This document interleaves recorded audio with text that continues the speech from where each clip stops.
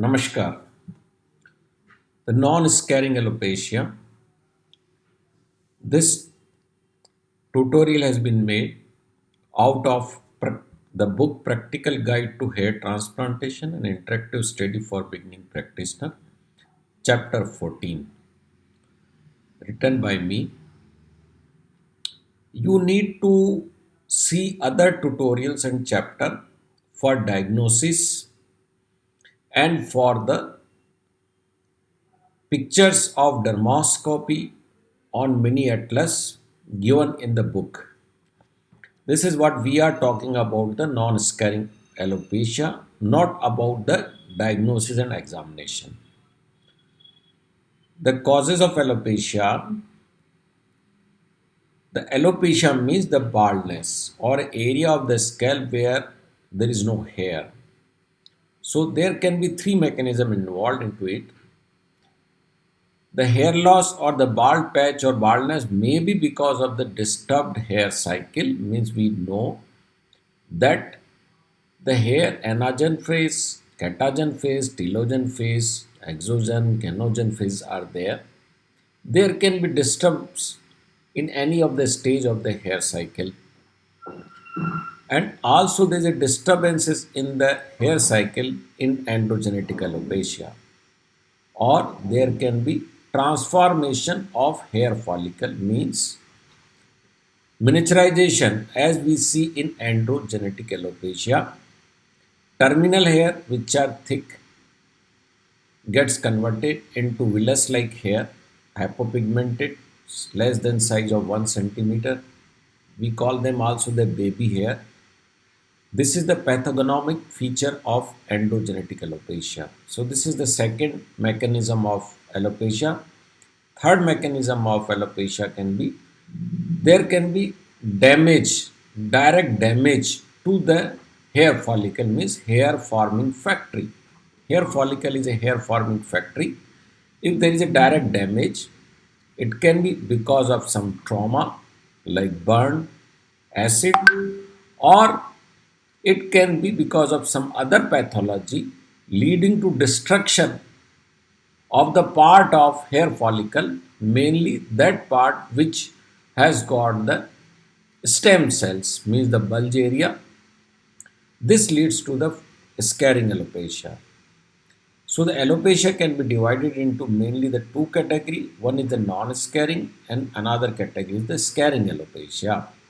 In scarring alopecia, in non-scarring alopecia, the hair follicle remains intact, but the ability to produce hair is affected. The pattern hair loss is one of the most common type of non-scarring alopecia. Means the part of the hair follicle which forms the new follicle remains unaffected. Hair follicle remains intact, but the ability to produce hair is affected. While in scarring alopecia, there is permanent destruction of the hair follicle stem cells at the bulge region, leading to follicles loss of hair forming capability. In non-scarring, hair forming capability remains intact, but in scarring, hair forming capability gets disturbed or destroyed. Types of non-scarring alopecia. Here we are talking with the non-scarring alopecia. There is a separate talk and chapter on scarring alopecia. So the types of non-scarring alopecia include the telogen effluvium, anagen effluvium, alopecia areata. There can be metabolic cause in which there can be iron deficiency, means the ferritin deficiency, thyroid diseases, PCOD. The traumatic causes can be trichotillomania, traction alopecia, trichorexis nodosa, and trichorexis invaginata.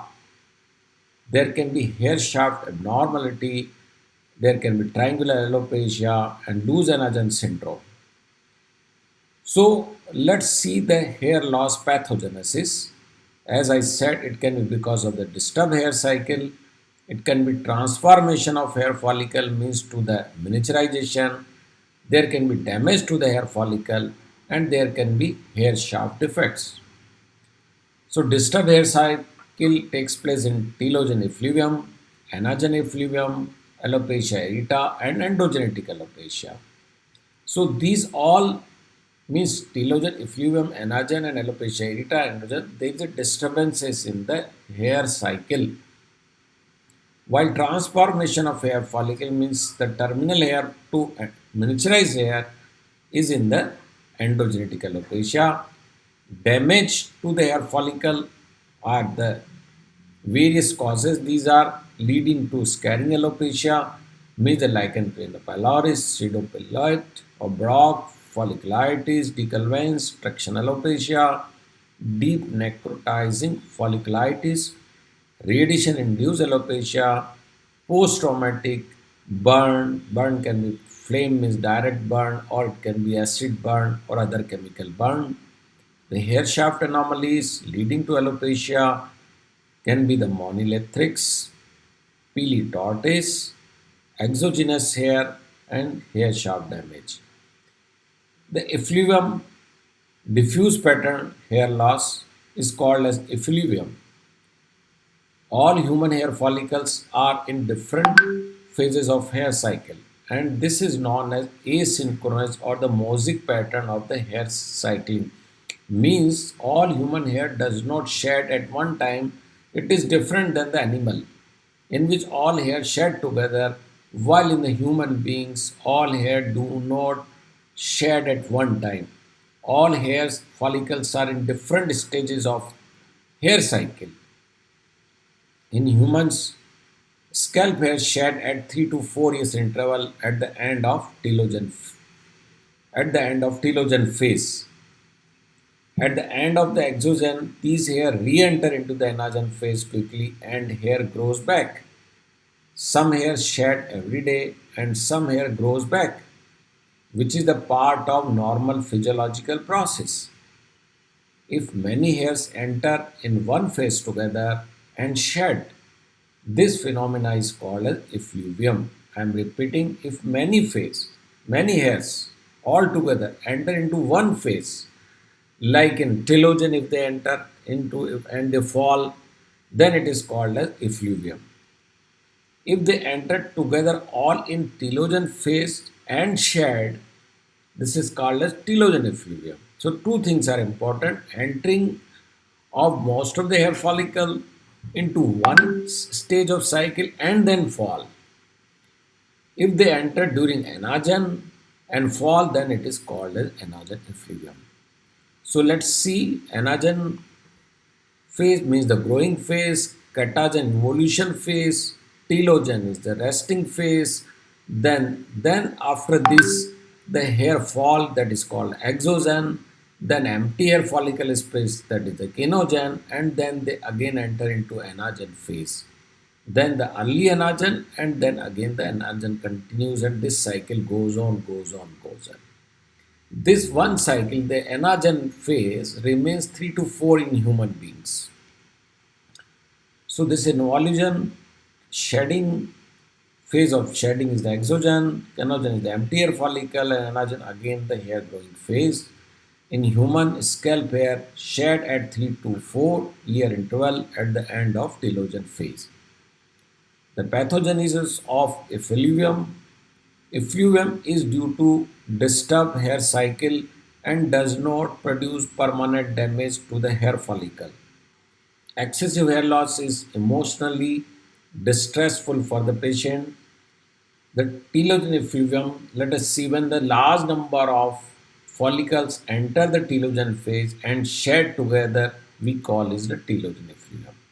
Usually, the telogen or the resting phase lasts for 2 to 4 months, and at any point of time, around 10% of hair follicles are in telogen. This is what I'm talking is a normal, means in telogen stage, 10% of the total hair remains in telogen phase.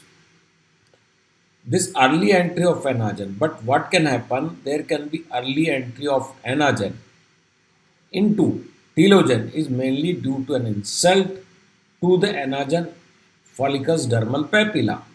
Like this is the early stage of anagen.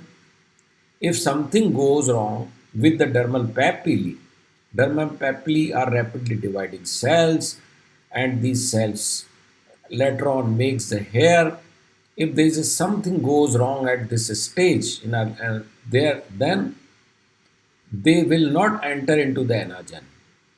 But what will happen? They will again go into the telogen, and this is called as that, and then they shed. That is called as telogen effluvium.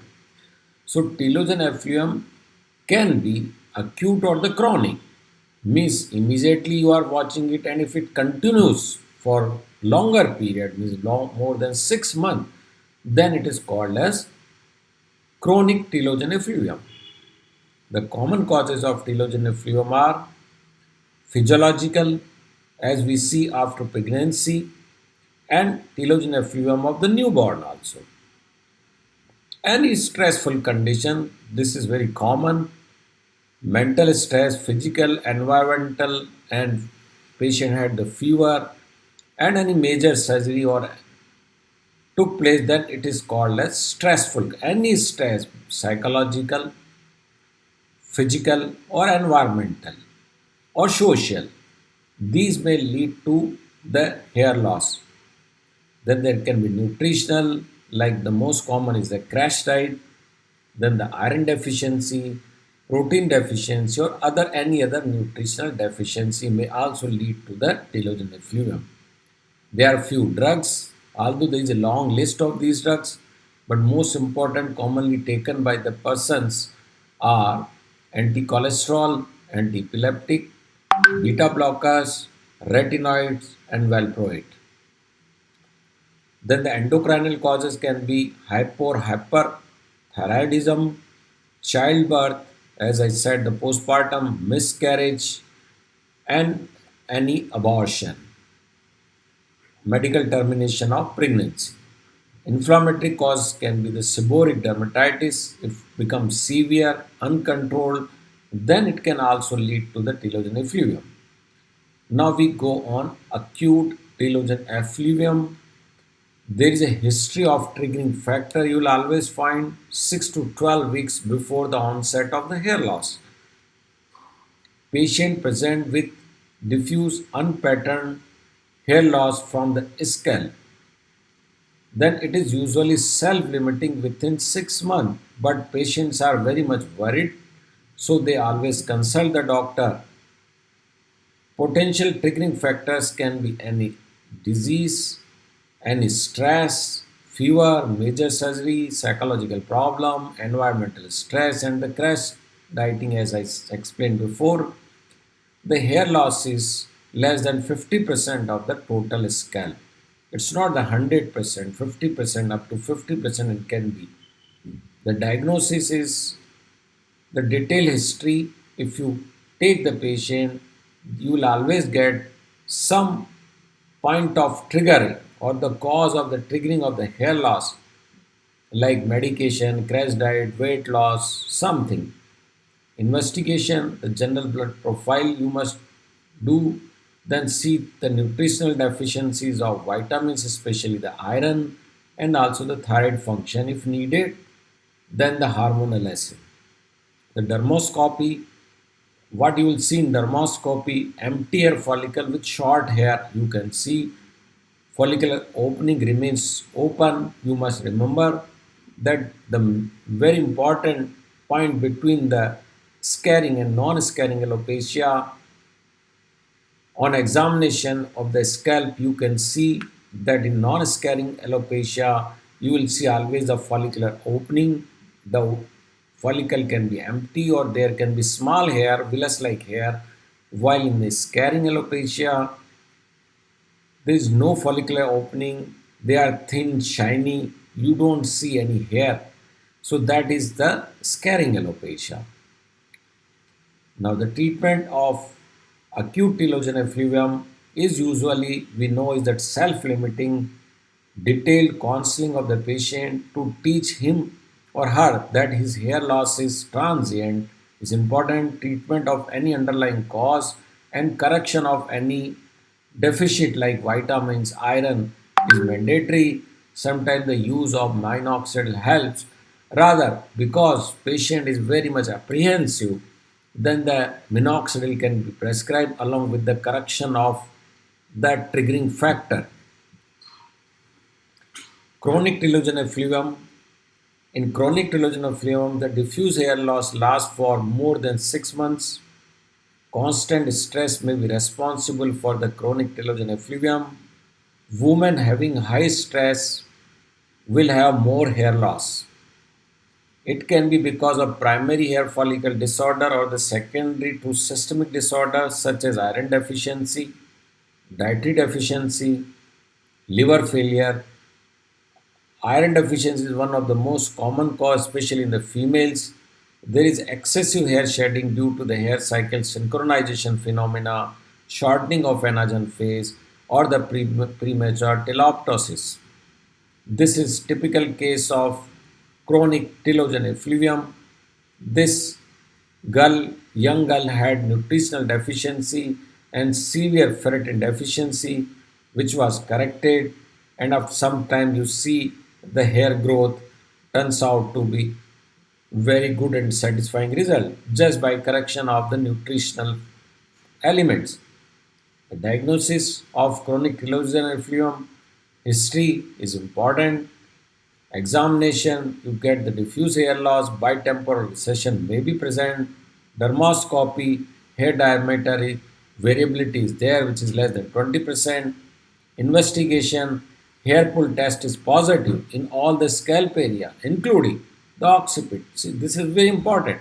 That hair pull test is positive in the top of the hair and on the permanent hair zone, occipital area also. Blood tests for the liver, thyroid function, vitamin deficiency, iron deficiency are important. Diagnosis based on mainly the exclusion rather than any specific test. Then the differential diagnosis, the most common is the early phase of androgenetic alopecia where the pattern is not evident. A biopsy is helpful in case of confusion, although in most of the cases they do not need the biopsy just by local examination and the history given by the patient takes you to the final diagnosis. The treatment of telogen effluvium chronic is the self-limiting. Still, detailed counseling and the reassurance is must because patients are psychologically disturbed. The correction of any deficiency is needed twice a day, applying minoxidil solution 2% or 5% in women and 5% in men is helpful. Then we come to the anagen effluvium. Anagen effluvium is the sudden loss of anagen hair due to an event that impairs the hair follicles mitotic or metabolic activity. Means when the hair are in the growing phase of hair cycle and there is a direct damage to the dermal papillae cells, means some insult is there which affects their mitotic ability, means dividing rapidly. We know the cells are means rapidly dividing cells in the body is the dermal papillae, or some metabolic damage takes place, then it can cause to the anagen effluvium like some toxin. They may damage to the dermal papillae cells and they lose their ability to divide. So this is the case of in which the chemotherapy was given. It is commonly observed that radiotherapy of head and neck and chemotherapy may lead to it. Drugs like antimetabolites, alkylating agents, mitotic inhibitors are the chemotherapeutic agents also known to cause anagen effluvium. It can be two types. One is the dystrophic, another is the loose anagen effluvium. Dystrophic, the triggering factors causing dystrophic anagen effluvium are chemotherapeutic, cytotoxic drugs, radiation, exposure to toxins, and the also alopecia areata is also known to be dystrophic type of anagen effluvium. The loose anagen effluvium, the loose anagen hair syndrome is a rare, sporadic, or autosomal dominant disorder predominantly seen in children. and often recedes with the age. In loose anagen effluvium, the anagen hair are easily pluckable. You can just pluck them off. The LAHS may be associated with AIDS. In the patient with late onset of LAH, the hairs do not grow long and they should be and they remain short. The typical patient complaints is that when they put their hand, the so many hairs comes in their hand and the hairs are not growing. They grow to some extent and then they fall. So that is the history of loose anagen effluvium or loose anagen syndrome. The diagnosis of anagen effluvium is patients present with complaints of too much hair loss and sometimes show you a bunch of hairs. There is often history of a triggering factors like stress, weight loss, long-standing illness, fever, 6 or 12 weeks before the hair loss. Investigation hair pull test is positive. Trichogram shows anagen hair divide of follicle sheath. This is very important. Histopathology, anagen effluvium, a bunch of biopsy of scalp will exhibit a normal anagen to telogen ratio. This is what you can see the club hair, dermoscopic black dots, yellow dots or flame hair tapering hair follicle, hair ends or peripillar sign. These pictures are available on the atlas of this chapter. Treatment, reassurance, correction of nutritional deficiency, and if present, the topical minoxidil help. Now we go to alopecia areata. Alopecia areata is one of the most common forms of immune mediated patchy hair loss affecting all age groups and both the genders. Hair loss is due to autoimmune T cell lymphocyte attack on the hair bulb. Inflammation is specific to anagen hair, leading to arrest of anagen hair growth. The clinical presentation varies from a small patchy hair loss to hair loss from the entire scalp, and there can be associated loss of hair from the other parts of the body. There can be nail changes as well. Alopecia areata may have genetic inheritance and may be associated with other autoimmune disorder or the diseases. It is psychologically and socially very disturbing. Spontaneous remission is one of the possible outcome. This is a large patch of alopecia, well circumscribed patch of hair loss or alopecia is there. This is alopecia totalis, but after treatment he grew up the hairs. The clinical features, the sudden appearance of circular asymptomatic patchy hair loss is the most common presentation of alopecia areata. There can be mild erythema or itching, otherwise no local pathological findings. Hair on the periphery of a lesion have exclamation marks, means 2 to 4 mm hair long with a dark expanded tip and depigmented root. So this is what you can see. This is pigmented while this is hypopigmented and the end is expanded. So it looks like exclamation marks. The point of Neuer or the black dot, this dark dot indicating hair broken as they reach to the scalp. They gets broken off from here. So you can get that black dot that is called as point of Neuer. In alopecia totalis, there is a loss of all the hair on the scalp. If it extends to the entire body, then it is called as alopecia universalis. There can be loss of hair, a band-like pattern involving the inferior margin of the hairline extending from the nape of the neck towards the temporal region. It is called as ophiacis type. Usually, white or graying hair remains unaffected. The recovery of face, the initial hairs are white, means hypopigmented. Later, they become pigmented. Alopecia areata can be associated with the changes in the nails. The changes are small pits and red spotted lunally, leukonychia punctate, vertical or longitudinal ridges, and sometimes the nails have a sandpaper appearance and they may not fall off. The spontaneous recovery is possible because there is no permanent destruction of the hair follicle. The histology, acute phase, early phase, the peribulbar lymphocyte infiltrate, which may also extend into the epithelium and the hair matrix. In the latter stage, the inflammation may be diminished or absent.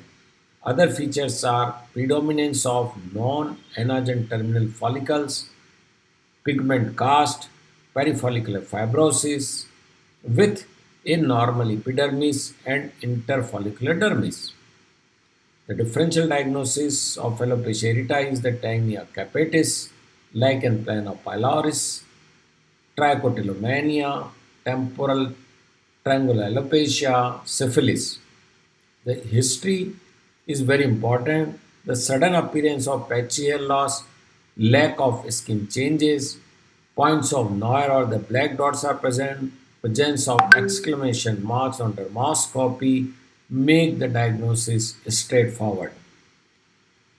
Treatment, as yet, the US FDA hasn't approved any treatment of alopecia areata. The few points can guide the treatment of alopecia areata. There is a practical difficulty in the standardization of the treatment. The reason being there is always a possibility of spontaneous remission, means they get treated by its own. Note, if you don't treat them, there are chances that hair will come back. So, because of this, standard medical therapy is becoming difficult to establish. So treatment guidelines are wait and watch, see approach for regrowth of hair. The mainstay of treatment is corticosteroid by topical, intralesional, and the oral routes. The isolated patches can be treated by topical clobetasol 0.05% foam or the lotion or intralesional triamcinolone acetate. Usually hair regrow is seen within the 6 weeks. So it is very important that you must explain to the patient that they should not expect that you are given injection or treatment, the immediate hair will start growing. No, it takes at least 6 weeks to start the regrowth. It is advisable for those who have lost eyelashes to use protective sunglasses with alopecia totalis patient and usually cap or hat with sun protective cream to prevent the sun damage. It is advisable to use clobetasol propionate 0.05% solution under occlusion for 6 days a week for 6 months in alopecia areata of scalp with more than 25% involvement of scalp surface in alopecia areata totalis or alopecia areata universalis. The intralesional corticosteroid injection, most commonly the triamcinolone acetonate, is useful in long-standing patchy hair loss. The dose is 2.5 to 5 milligram per ml diluted with lidocaine 0.1 ml each injection at 1 centimeter distance by multiple injection. Repeat at 6-week interval until the hair regrow. Then the next point is systemic corticosteroid. Systemic side effects of steroid limits the use of steroid of alopecia areata. Also, there is a recurrence of the lesion. High doses, pulsed weekly or monthly is advisable. Various regimes are designed for this. There can be, you can give 8 milligram per kg methylprednisolone IV or oral for 3 consecutive days at 4 weeks interval. This is called as the pulsed. 3 such courses are needed. Then you can also give 5 milligram per kg methylprednisolone once a month for 6 to 9 months. So these are called as the pulsed weekly or monthly treatment of prednisolone for the treatment of alopecia areata. Sorelin UV therapy, topical application of 8-methoxysorelin and UVA radiation on the scalp, and the success rate is 30 to 50%. The immunomodulatory treatment using the diphenyl cyclopropone and squaric acid, it is started with a low dose, means 0.001% DSP solution in a small area, gradually increasing the concentration weekly until an eczematous reaction is obtained. The response rate is 29 to 78%. So, very carefully, this treatment is to be given. Other immunosuppressive agents like cyclosporin, methotrexate, azathioprine have also been used with variable success. The prostaglandin analog bumetanide shows result in eyelash losses. The minoxidil, the evidence does not support the use of minoxidil in alopecia areata. The cosmetic and the scalp micropigmentation, hair wigs, hair pieces are helpful till the patient shows the regrowth of hair. Now we come to the traction alopecia. The traction alopecia is seen in the individual having hairstyles that produce a continuous pulling force on the hair root. It is usually seen in the women of African descent who have tight and curly spiral hair tightly braided, or Sikh, which is very common in India, Sikh who have rituals of tying their hair tightly in the turban. In some cases, chemical treatment of hair combined with friction leads to the acute breakage of hair, such as straightening of hair and pulling of the hair into a ponytail. The clinical features are the hair loss is observed in temporal region, preauricular region, and above the ear. However, it may involve the other part of the scalp, mainly where the corner of braiding pattern is adopted. The characteristic finding is that the retention of hair of lesser diameter along with the frontal and or temporal hairline. This sign is called as the fringe sign, which correlates with the villus hairs seen in the histology. This you see that this is a typical finding. The hairs are, you can see, of the lesser diameter along with the frontal and temporal hairline. These are present. This is the fringe sign. The clinical feature includes the other findings that may be seen in folliculitis, hair cast, reduction in hair density, and replacement of few hair with villus hairs, and occasional presence of broken hair in affected areas, which finally proceed with alopecia and that leaves a scar. It can also be associated with headache relieved when the hair is loosened. When you tight a ponytail, then the hairs get stretched, the patient may complain of the headache.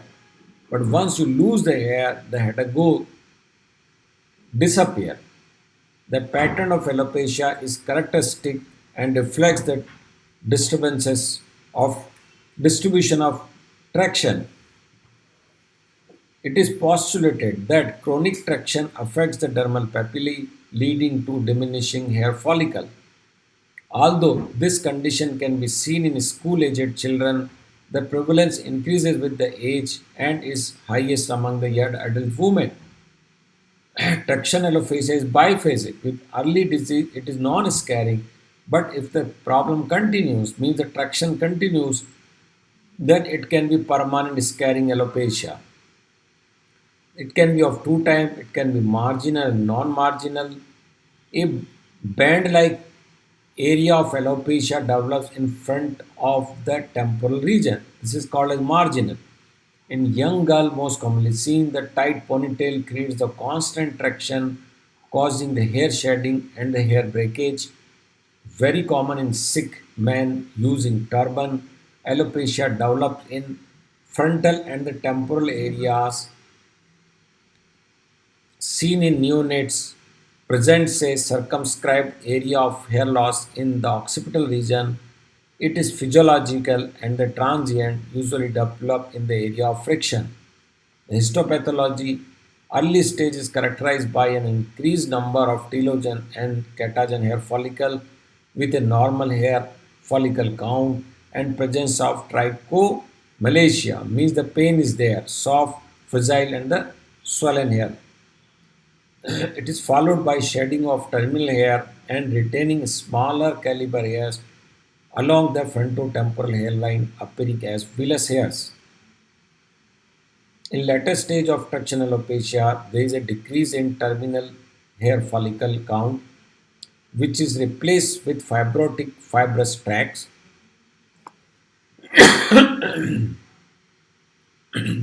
There is a characteristic absence of any inflammatory infiltrate at any time during the disease. Diagnosis is history of hairstyle and hair treatment. Local examination of the scalp shows alopecia, sometimes the broken hair, dermoscopy, loss of follicular opening, irregular pinpoint with the dots, broken hair, and occasionally the black dots.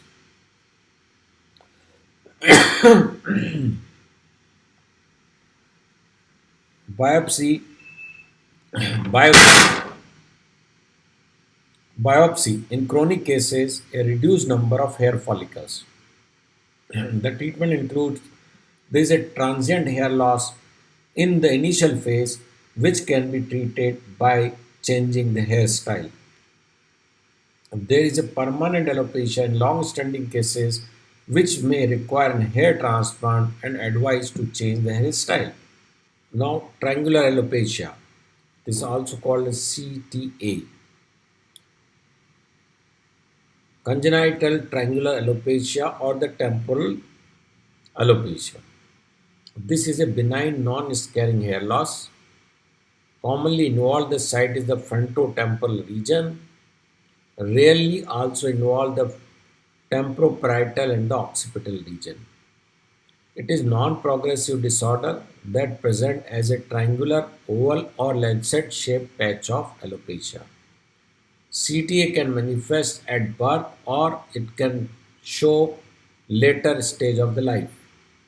The exact etiology of triangular alopecia CTA is still not known. The diagnosis is based on its distinct clinical appearance. CT is often asymptomatic and remains unchanged throughout the life. CT is usually unilateral but may be bilateral in up to 20% of the cases, and there is no gender predilection. The clinical features are the triangular or spear patch of the hair loss located over the frontotemporal region of the scalp, normal hair follicle with villus type hair surrounded by the normal terminal hair, absence of fractured or exclamation marks, and no black or the yellow dots with preserved follicular orifice. So this is important because you can also you see these features in alopecia areata, but alopecia areata you see the black dots, point of near or exclamation mark, while this in this CTA they are not there. Lack of significant hair growth 6 months after confirming that the presence of villus hair on the dermoscopy means you treat the patient and even in 6 months there is no growth of hair, no villus hair on the dermoscopy you find, then you can confirm this. The dermoscopy of CT says the follicular features of CT include the short villus hair with varying hair length, diversity, and white hairs. The presence of epidermal scaling and interfollicular features such as arborizing red lines and a honeycomb pigment pattern may also be the useful clues. The pathology hair follicles are miniaturized with increased proportion of villus or the intermediate hair. The collagen bundles and the vessels in the dermis show no abnormalities. Sweat glands and the sebaceous glands are normal in the size and the number. Differential diagnosis, the alopecia areata is the most common. Second is the androgenetic alopecia. The treatment is the hair transplant is the only answer of CTA. Then the trichotillomania. Trichotillomania is a chronic obsessive compulsive disorder characterized by repetitive hair pulling resulting in alopecia. The pathology is because of obsessive behavior, the hair pulling and or twisting becomes irresistible and the person breaks off or his or her hair. Telogen hair comes out quickly while another hair breaks off at the variable length. Why they come? Because telogen hair were otherwise also about to go. So they comes out easily while the another hair when they are pulling it continuously they are strong hair so they break down at the different length. Clinical features, as I said, is usually habit in the childhood and that may resolve spontaneously or with the minimal treatment.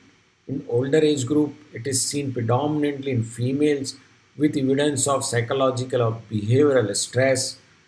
The commonly involved sites is the scalp's frontoparietal region, followed by eyelashes, eyebrows, pubic hair, body hair, and the facial hair. It results in patchy loss of hair in which the hairs are broken at the various distances from the clinically normal scalp. There can be associated complaints of nail biting. Dermoscopy shows broken hair at different length. Short hairs with trichotillopsis means the split end of the hair. Irregular coiled hairs, upright regrowing hair, black dot, hemorrhages, flame hair, V sign, tulip hairs, and the hair powder are the specific only for TTL, trichotillomania.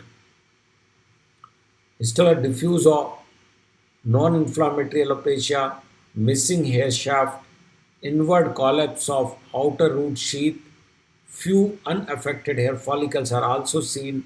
Irregular, deformed, and pigmented hair shaft characteristics of trichomalacia are the common findings. These were the common findings of trichotillomania. This is the typical case of trichotillomania. This young girl was obsessed to break her hair and ultimately she presented to us in this condition. Differential diagnosis alopecia areata, androgenetic alopecia, and the tinea capitis. Treatment is psychotherapy and psychiatric intervention if needed. No hair transplant till the patient becomes psychologically stable. This is very important. Conclusion is that hair loss has many causes. Based on the destruction of the hair follicle, it can be divided mainly into two categories. In scarring alopecia, the destruction of hair follicle is permanent, while in non-scarring alopecia, the ability to produce hair is disturbed. If the triggering factor is removed in time, then there is a possibility of regrowth of hair. It is essential to take detailed history of the hair loss, the examination of the scalp, hair loss pattern, hair pull test, dermoscopy, and sometimes, very rarely, the biopsy is needed to confirm the diagnosis. Timely intervention gives a good outcome. Thank you. Thank you very much. You need to see the other chapter of the book, that is the examination and the diagnosis, and also a chapter in which the mini atlas of dermoscopy is given, in which all the dermoscopic pictures are shown and presented nicely of the disease which I explained and discussed. Thank you. Thank you very much.